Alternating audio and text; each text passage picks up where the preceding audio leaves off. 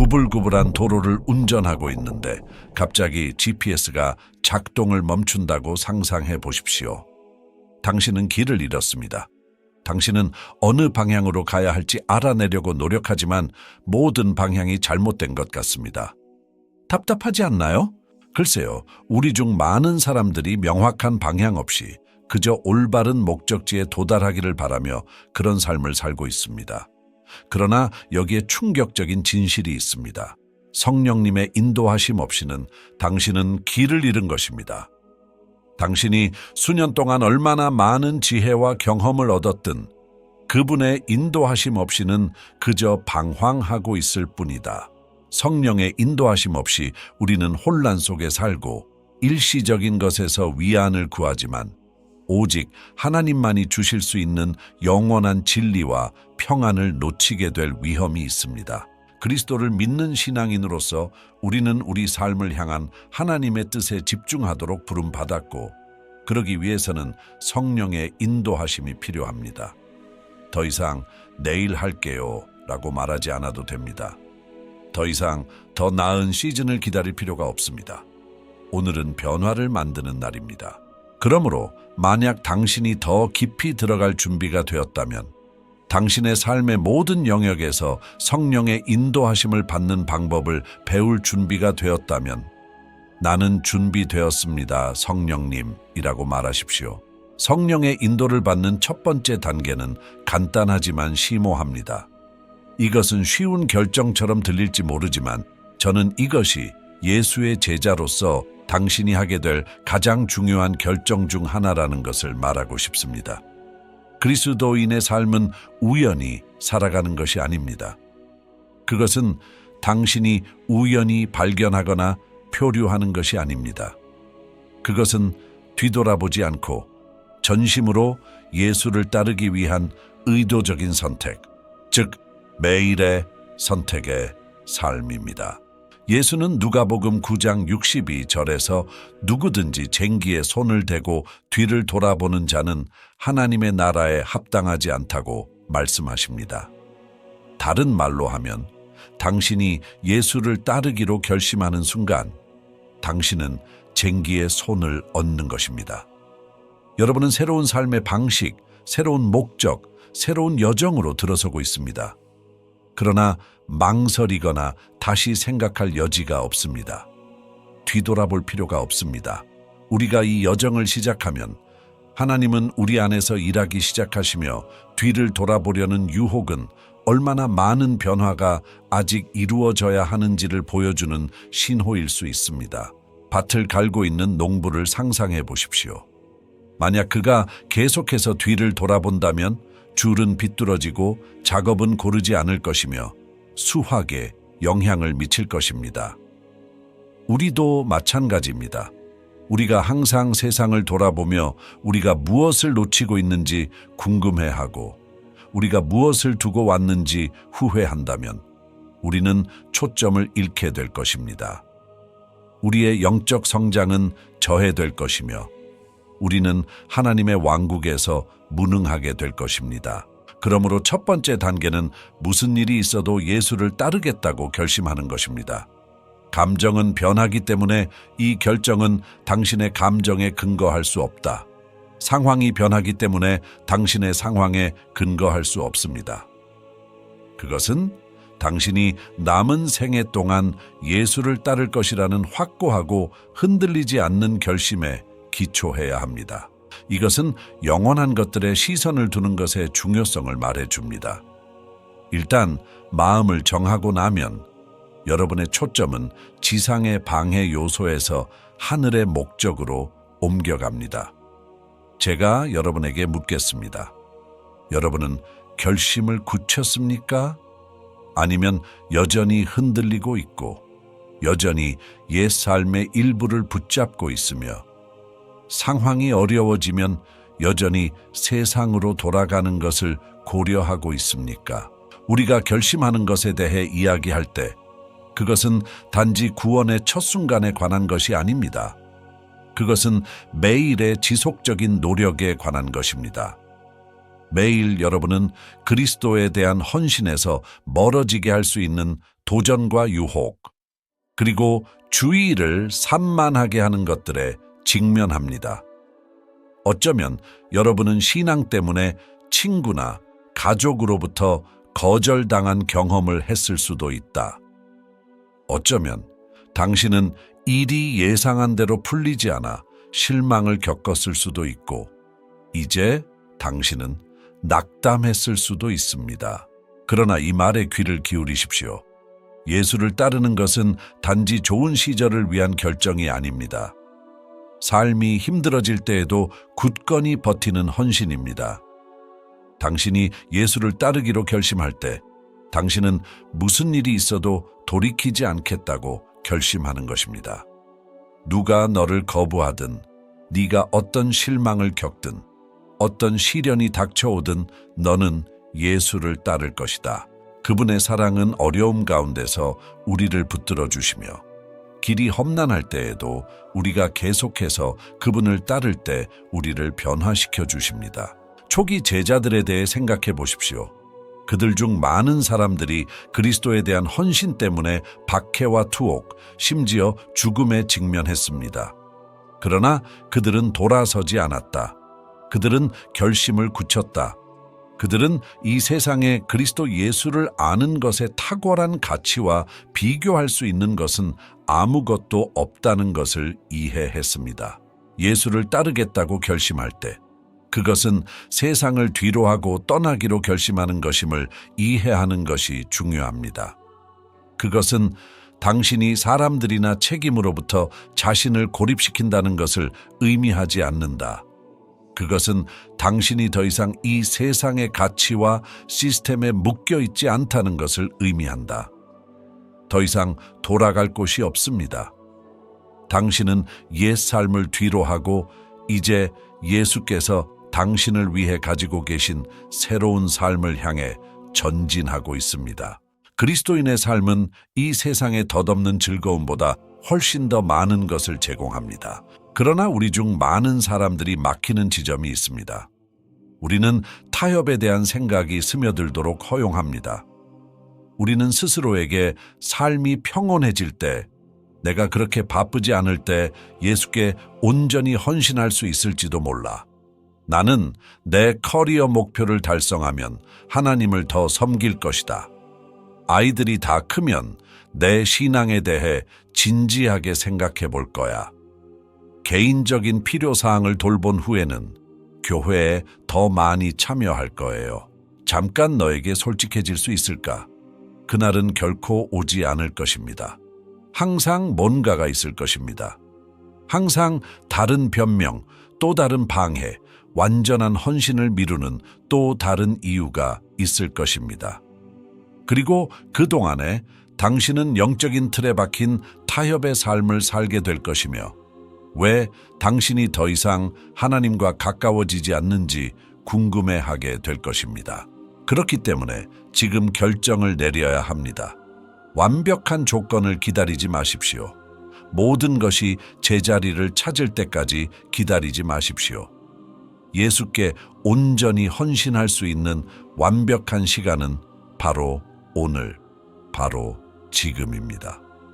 성경은 고린도후서 6장 2절에서 지금은 하나님의 은혜의 때요 구원의 날이니라 고 말씀합니다. 예수께 모든 것을 드릴 수 있는 지금보다 더 좋은 순간은 없습니다. 예수를 따르기로 결심할 때 여러분은 평생의 헌신을 하고 있는 것입니다. 이것은 일시적인 결정이나 계절적인 결정이 아닙니다. 당신은 편리하거나 당신의 일정에 맞을 때 예수를 따르겠다고 결심하지 않습니다. 여러분은 평생 그분을 따르기로 결심하고 있습니다. 결혼 성약에 대해 생각해 본다. 당신이 그렇다고 말할 때 그것은 단지 좋은 시절을 위한 것이 아니다. 그것은 장기적으로 볼 때 질병과 건강을 통해 더 좋든 나쁘든, 더 부유하든, 더 가난하든 통해서입니다. 예수와의 관계에서도 마찬가지입니다. 당신은 주님, 저는 주님께 헌신합니다. 무슨 일이 닥치더라도 말입니다. 라고 말하고 있습니다. 예수를 따르는 것은 연약한 헌신이지만 풍성한 생명으로 이끄는 헌신입니다. 그것은 더 이상 예전의 삶으로 돌아가는 즐거운 생각이 없다는 것을 의미합니다. 더 이상 믿음을 타협하지 마십시오. 더 이상 나중에 일이 더 쉬울 때 완전히 커밋할 거야 라고 말하지 않아도 됩니다. 오늘은 지금 이 순간부터 나는 예수를 따르고 있으니 다시는 돌이킬 수 없겠지 라고 결심하는 날입니다. 당신이 예수를 따르기로 결심할 때 당신은 당신의 삶을 그분께 맡기는 것입니다. 그것은 더 이상 당신의 삶이 아닙니다. 갈라디아서 2장 20절은 내가 그리스도와 함께 십자가에 못 박혔고 이제는 내가 사는 것이 아니요 오직 그리스도께서 내 안에 사시는 것이라고 말씀합니다. 당신의 삶은 이제 그분께 속해 있습니다. 당신은 위대한 교환을 이루었습니다. 예수께서는 십자가에서 여러분의 죄를 담당하셨고 그 대가로 그분의 의를 주십니다. 이제 당신은 더 이상 자신을 위해 사는 것이 아니라 그분을 위해 살고 있습니다. 성령의 인도를 받는 두 번째 열쇠는 산만함에서 물러나는 법을 배우는 것입니다. 우리는 끊임없이 우리의 관심을 요구하는 세상에 살고 있습니다. 아침에 눈을 뜬 순간부터 잠자리에 드는 순간까지 정보, 오락 및 요구가 꾸준히 쏟아져 나옵니다. 우리 중 많은 사람들이 모든 소음 속에서 하나님의 음성을 듣기 위해 고군분투하는 것은 놀라운 일이 아닙니다. 그러나 우리가 성령의 인도를 받기 원한다면 세상의 방해물에서 벗어나 하나님의 임재로 후퇴하는 방법을 배워야 합니다. 이것은 우리가 가볍게 여길 수 있는 것이 아닙니다. 그것은 의도와 절제, 그리고 때로는 희생을 요구합니다. 그것은 우리가 하나님께 예라고 말할 수 있도록 소음에 대해 아니오라고 말할 것을 요구합니다. 예수 자신이 우리를 위해 이것을 모델로 보이셨습니다. 복음서 전체에 걸쳐서 우리는 예수께서 군중과 사역과 삶의 요구에서 물러나 아버지와 함께 고독한 시간을 보내는 것을 봅니다. 누가복음 5장 16절은 예수는 기도하러 자주 광야로 물러가셨다고 말합니다. 주님이 이 일을 자주 하셨다는 것을 주목하십시오. 이것은 예수에게 어쩌다 한 번씩 있는 일이 아니었습니다. 그것은 규칙적인 관행이었다. 예수께서는 병자를 고치고 무리를 가르치고 제자들을 제자화하는 등 사역으로 바빴지만 그 모든 일에서 물러나 기도로 시간을 보내는 것을 우선순위에 두셨다. 고독은 하나님의 음성을 분명하게 듣기 위해 우리의 마음을 재조정하는 데 필수적입니다. 하나님의 아들이신 예수께서 하나님 아버지와 함께하기 위해 후퇴할 필요가 있었다면 우리는 얼마나 더 후퇴해야 할까요? 그분이 아버지의 음성을 듣기 위해 고독의 순간이 필요하셨다면 어떻게 우리가 성령의 인도하심을 기대하지 않고 그렇게 할 수 있겠는가? 때로 우리는 하나님을 위해 바쁘다는 것이 하나님을 가까이 하는 것과 같다고 생각하지만 항상 그런 것은 아닙니다. 우리는 하나님을 위해 일하는데 너무 몰두한 나머지 그분과 함께 시간을 보내는 것을 잊을 수 있습니다. 예수께서는 사역에 있어서의 그분의 효율성이 하나님 아버지와의 친밀함에서 나온다는 것을 이해하셨습니다. 그분은 단지 자신의 일을 하신 것이 아니라 그분이 하시는 모든 일에서 영의 인도를 받으셨습니다. 그리고 그것은 오직 그분이 후퇴할 시간을 내셨기 때문에 일어났습니다. 제가 산만함에서 벗어나는 것에 대해 이야기할 때 저는 고립에 대해 이야기하는 것이 아닙니다. 고립은 건강하지 않은 방식으로 사람들과 책임에서 물러나는 것입니다. 그것은 공동체로부터 자신을 단절시키고 당신의 소명을 소홀히 하는 것입니다. 그것은 하나님께서 당신에게 요구하시는 것이 아닙니다. 반면에 피정은 하나님과 함께 고독의 순간을 찾는 것입니다. 그것은 삶의 산만함에서 벗어나 그분께 집중하는 것입니다. 기도와 예배, 그리고 성령의 음성을 들을 수 있는 공간을 만드는 것입니다. 고독은 세상과 영구히 단절하는 것이 아니다. 몇 분이든 한 시간이든 심지어 하루든 하나님과 홀로 있기 위해 잠시 시간을 내는 것입니다. 그것은 당신이 그분의 음성을 명확하게 들을 수 있도록 당신의 마음과 생각을 재조정하는 것에 관한 것입니다. 당신은 당신과 주님만이 있을 수 있는 그 비밀스러운 장소를 찾아야 합니다. 여러분의 삶에서 주의를 산만하게 하는 것은 무엇인가? 우리 중 일부에게는 소셜미디어입니다. 우리는 인스타그램이나 틱톡을 스크롤하는데 몇 시간을 보내지만 기도하는데 5분도 할애하지 않습니다.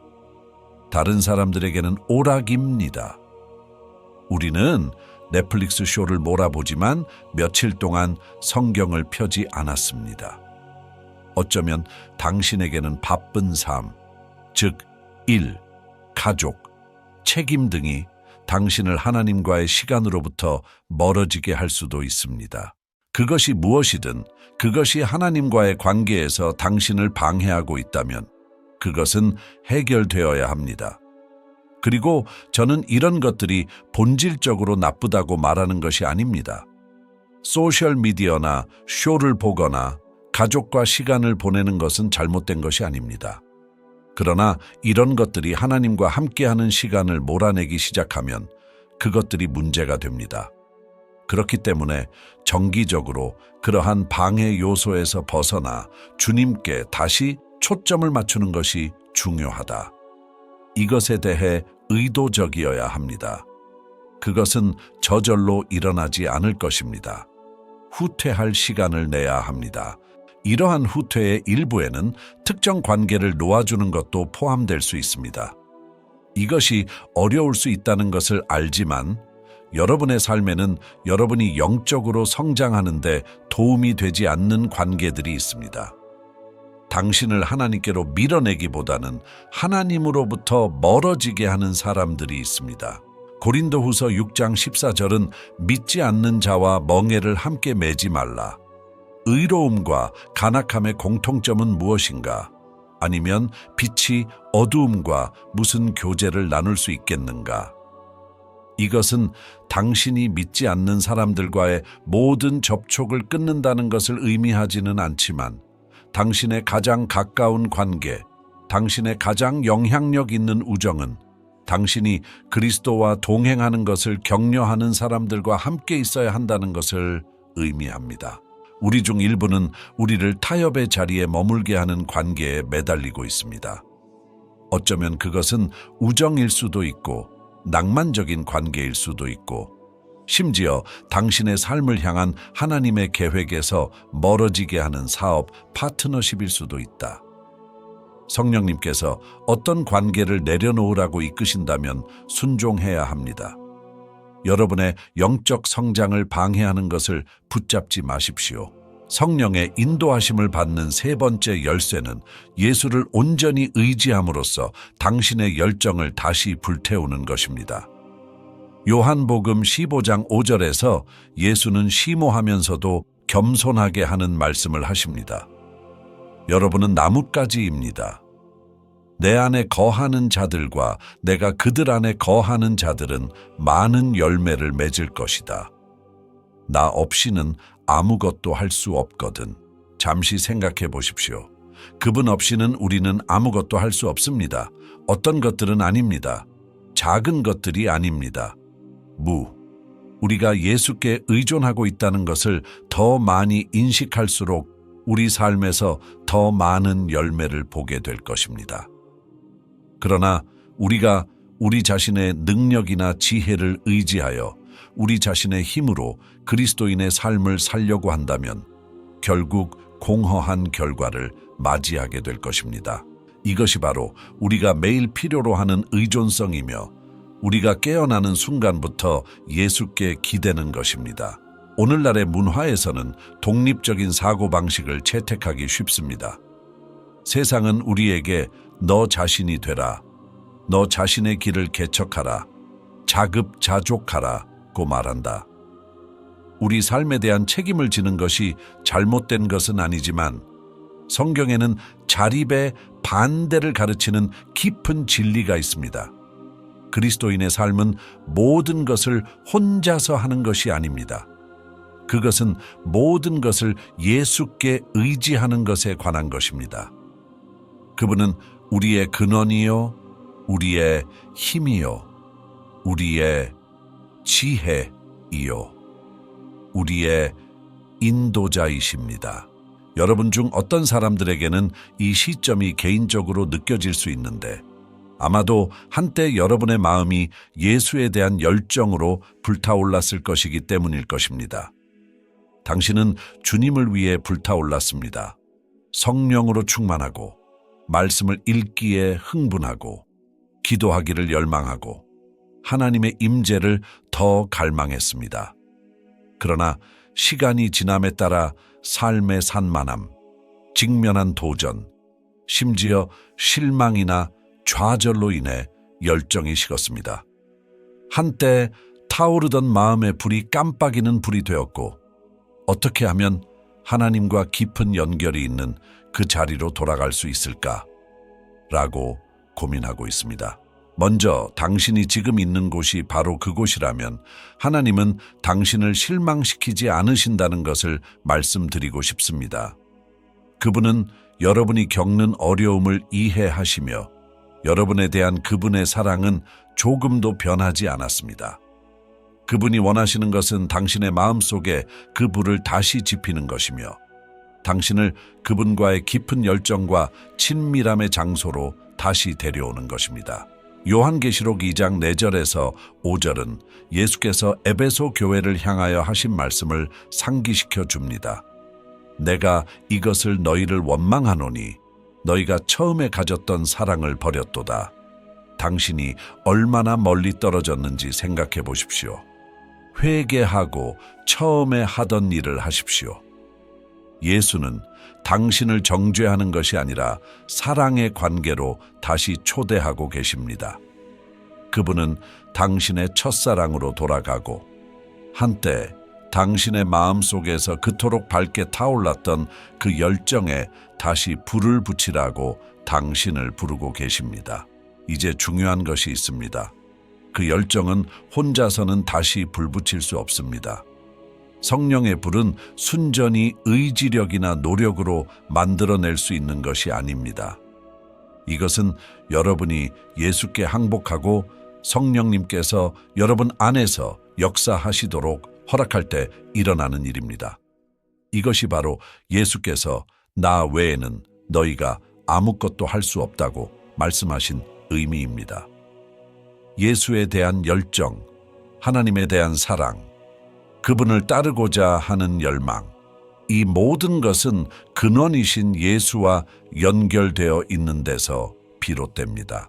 우리는 모든 것을 스스로 해야 한다는 충동을 물리치고 그 대신 성령의 인도를 받아야 합니다. 그러므로 만약 당신이 당신 자신의 힘으로 그리스도인의 삶을 살려고 노력해왔다면 이제는 노력을 멈추고 의존하기 시작할 때입니다. 당신의 기쁨, 당신의 평화, 당신의 힘, 당신의 열정을 위해 예수를 의지하십시오. 당신이 예수를 의지하는 삶을 살 때 성령께서는 그 열정을 다시 일으키기 시작할 것입니다. 다음으로 재보정에 대해 이야기해야 합니다. 영의 인도를 받는 가장 실용적인 방법 중 하나는 시간을 현명하게 관리하는 것이다. 에베소서 5장 15, 16절은 그러므로 너희가 어떻게 살지 심히 살피라 지혜 없는 것 같이 하지 말고 오직 지혜 있는 것 같이 하며 모든 기회를 유익히 살리라. 이는 날이 악함이니라. 고 말씀합니다. 우리는 하나님의 영광을 위해 우리의 시간, 자원, 관계를 관리하도록 부름받았습니다. 우리 중 많은 사람들에게 성령의 인도하심을 따르는데 가장 큰 도전 중 하나는 잘못된 시간 관리입니다. 우리는 우리의 일정을 너무 많은 좋은 것들로 채우기 때문에 하나님의 것들을 위한 공간을 남겨두지 않습니다. 우리는 모든 초대, 모든 의무, 모든 방해 요소에 예라고 대답하지만 어느새 우리의 영적인 삶은 뒷전으로 밀려나고 맙니다. 이 진리를 상기시켜 드리고 싶습니다. 구조는 영적일 수 있습니다. 청지기 직분은 하나님께서 주신 시간과 자원을 어떻게 관리하느냐에 관한 것입니다. 당신은 왕국을 위해 시간을 지혜롭게 사용하고 있습니까? 아니면은 중요하지 않은 일에 시간을 낭비하고 있습니까? 이것은 우리가 하나님의 일을 우선시해야 한다는 것을 상기시켜 주는데 그렇게 할 때 다른 모든 것은 제자리를 찾아가기 때문입니다. 모든 행사에 참석하거나 모든 쇼를 보거나 모든 사교 행사에 예라고 말할 필요는 없습니다. 사실 하나님의 것들에 대해 예라고 말하려면 다른 많은 것들에 대해서도 아니요라고 말해야 할 것입니다. 하나님과 함께하는 시간을 우선순위에 두십시오. 하루 중에 기도하고 말씀을 읽고 다른 사람들을 섬기기 위한 시간을 내십시오. 삶을 재조정하려면 시간을 어떻게 사용할지에 대해 의도적인 결정을 내려야 합니다. 조심하지 않으면 단순히 시간을 잘 관리하지 못했기 때문에 하나님의 것에서 멀어질 것입니다.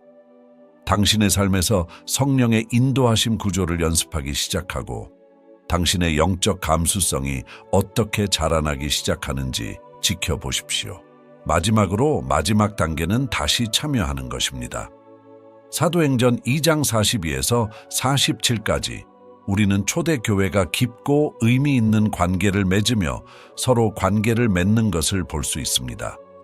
그들은 우정을 나누고 식사를 나누고 기도하고 서로의 필요를 채워주는 일에 헌신했다.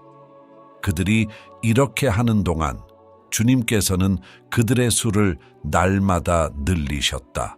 우리는 결코 이 그리스도인의 삶을 혼자 살도록 되어 있지 않았습니다. 물론 후퇴할 때도 있지만 그리스도의 몸과 다시 관계를 맺어야 할 때도 있습니다. 여러분 중 몇몇은 교회 사람들 때문에 상처를 받았고 저는 그것을 이해합니다. 그러나 그 상처가 하나님께서 당신에게 원하시는 교제에서 당신을 막지 못하게 하십시오. 교회와 다시 소통하십시오. 당신을 격려하고 당신을 위해 기도하고 당신에게 책임을 물어줄 경건한 친구들과 연결되십시오. 여러분은 섬으로 창조되지 않았습니다. 여러분은 커뮤니티를 위해 창조되었습니다. 그리고 당신이 그리스도의 몸에 다시 참여할 때 당신은 또한 그리스도의 사명, 즉 복음 전도에 다시 참여하게 됩니다. 누군가가 그분을 믿게 되는 것을 보는 것만큼 예수에 대한 당신의 열정에 다시 불을 붙일 수 있는 것은 없습니다. 영혼은 하느님을 향한 열정의 불에 불을 붙이는 나무입니다. 불이 꺼져가는 것 같다면 나서서 다시 믿음을 나누기 시작할 때일 수 있습니다. 누군가를 예수님께로 인도하고 그들의 삶이 변화되는 것을 보는 것만큼 좋은 것은 없습니다. 우리의 신앙을 나눌 때 우리는 삶에서 하나님의 목적을 성취하는 데서 오는 깊은 기쁨을 경험합니다. 그래서 우리는 여기 있습니다. 형제 자매 여러분, 우리는 성령의 인도하심을 받기 위한 5가지 핵심 단계에 대해 이야기했습니다. 재헌신하기, 후퇴하기, 재점화하기, 재조정하기, 다시 참여하기. 이제 조치를 취할 때입니다. 오늘 결심하십시오. 더 이상 뒤돌아보지 않습니다. 더 이상 타협하며 살지 마십시오. 방해 요소에서 벗어나 하나님과 함께 할 수 있는 은밀한 장소를 찾으십시오. 기도, 말씀, 예배를 통해 예수에 대한 열정을 다시 불태우십시오. 시간을 현명하게 관리하고 하나님의 것들을 위한 자리를 마련함으로써 여러분의 삶을 재조정하십시오. 그리고 마지막으로 그리스도의 몸과 그리스도의 사명에 다시 참여하십시오. 만약 여러분이 하나님으로부터 멀어졌다고 느껴왔고 그분의 음성을 듣기 위해 고군분투해 왔다면 저는 여러분이 이 메시지에 응답하도록 권유하고 싶습니다. 변명을 멈출 때입니다. 이제 타협을 멈출 때입니다. 삶의 모든 영역에서 성령의 인도하심을 받아야 할 때입니다. 준비되었습니까? 기도로 마칩시다. 하나님 아버지, 오늘 우리는 당신 앞에 나아가 당신의 인도하심과 성령의 인도하심을 간구합니다. 우리의 삶을 당신께 새롭게 맡기나이다. 우리가 산만함에서 물러나고 당신에 대한 우리의 열정을 다시 불태우고 우리의 삶을 재조정하고 당신이 우리에게 주신 사명에 다시 참여할 수 있도록 도와주시길 간구합니다. 주님, 당신의 영으로 우리를 채우시고 당신의 길로 우리를 이끄소서. 우리는 예수의 이름으로 이것을 간구합니다. 아멘.